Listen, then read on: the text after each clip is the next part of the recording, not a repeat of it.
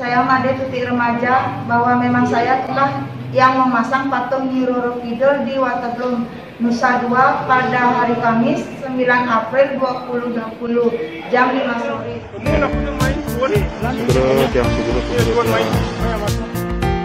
dia patung Pantai Ratu Selatan. Masuk dulu dia.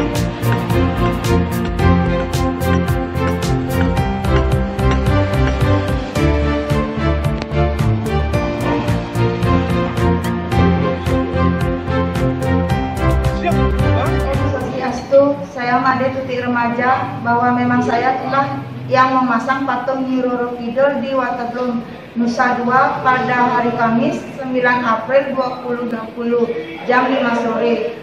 Dan atas kejadian tersebut saya memohon maaf sebesar-besarnya kepada pihak yang dirugikan. Hari ini saya akan mencabut patung tersebut tanpa ada paksaan dari pihak manapun. Om Santi Santi Santi Om.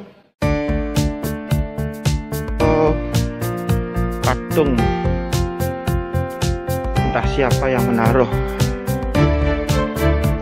di area Waterblom. Ini kita masih mendekat. Isi Pak.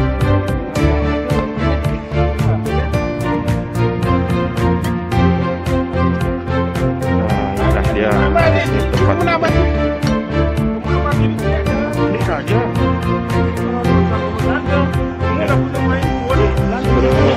sebelum